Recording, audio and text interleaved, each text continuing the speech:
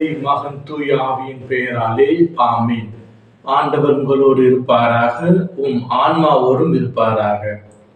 இயேசுவில் பிரியமுள்ள சகோதர சகோதரிகளே, இந்த புதிய நாளை தந்த இறைவனுக்கு நாம் நெஞ்சார நன்றியை தெரிவித்துக் கொள்வோம். இன்று தாயாம் திருச்சபையானது தூய கன்னி மரியாளை ஆலயத்தில் காணிக்கையாக ஒப்புக் கொடுக்கப்பட்ட நாளை விழாவை கொண்டாடுகின்றது. ஸ்வக்கின் அன்னம்மாள் இவர்கள் இருவருக்கும் பல காலமாக குழந்தைகள் வேறு இல்லாததால் இறைவனிடம் இடைவிடாமல் வேண்டி அன்னை மரியாள் குழந்தையாக பிறந்தார். அவள் பிறந்தவுடனே அவளை ஆலயத்தில் காணிக்கையாக ஒப்புக் கொடுப்பேன் என்று அவர்கள் கொடுத்த வாக்கை அவர்கள் நிறைவேற்றினார்கள். அதுதான் மீட்பின் வரலாற்றின் ஒரு முதல் தொடக்கமாகவே அமைந்தது. அன்னை மரியாள் ஆலயத்தில் தனக்கு கொடுக்கப்பட்ட வேலையை சிறப்பாக செய்து தன்னை முழுமையாக கடவுளுக்காக அர்ப்பணித்தார். அர்ப்பணம் என்பது ஏதோ உடலளவில் கொடுக்கும் ஒரு வார்த்தைப்பாடு மட்டுமல்ல, நம்முடைய உள்ளமும் இருதயமும் மனசும் உடலும் ஒன்றித்து செயல்பட வேண்டும். நம்மை முழுமையாக இறைவனுக்கு அர்ப்பணித்து அவரையே நம்முடைய முதல் கடவுளாக நினைத்து வாழ வேண்டும். அதுதான் ஒரு நிலையான உண்மையான அர்ப்பணம். அன்னை மரியாள் இதை தன்னுடைய வாழ்விலை வாழ்ந்து காட்டினார்.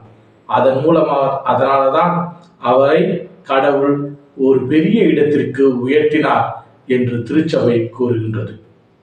அன்புமிக்க சகோதர சகோதரிகளே, இந்த அன்னை மரியாள் அர்ப்பணம் செய்யப்பட்ட நாளை கொண்டாடும் நாமும் அன்னை மரியாளை போல கடவுளுக்கு நம்மையே முழுமையாக அர்ப்பணிப்போம்.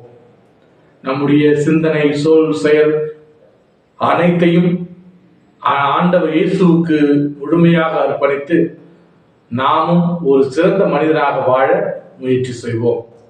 இன்றைய நற்செய்தியானது மத்தேயு எழுதிய நற்செய்தி 12வது அதிகாரம் 46 50 உள்ள வசனம். மத்தேயு நற்செய்தி 12வது அதிகாரம் 46 50 முடிய உள்ள வசனம்.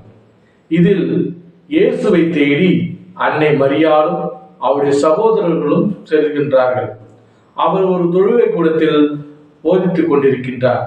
அப்போது ஒரு ஆள் அனுப்பி, உம்மை காண தன் அன்னையும் சகோதர சகோதரிகளும் வந்திருக்கின்றார்கள் என்று கூறுகின்றார்கள். அதற்கு இயேசு, யார் என் சகோதரர் சகோதரிகள்? என் தாய். இறைவனின் சித்தத்தை, அதாவது யாரெல்லாம் இறை வார்த்தையின்படி நடக்கின்றார்களோ அவர்களே என் அன்னையும் தாயும் சகோதரரும் சகோதரியும் ஆவர் என்று கூறுகின்றார்.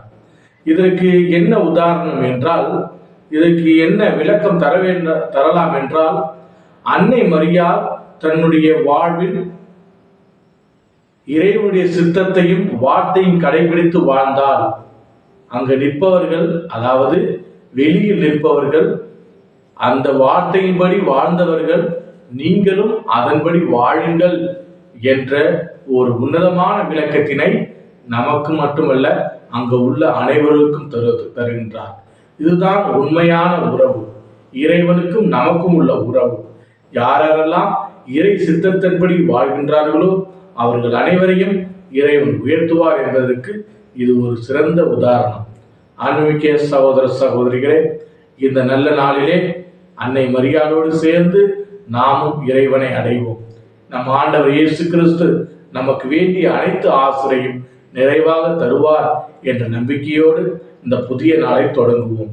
எல்லாம் வல்ல இறைவன் தந்தை, மகன், தூய திரு ஆவி நம் அனைவரையும் ஆசீர்வதித்து வழி நடத்துவாராக. ஆமென்.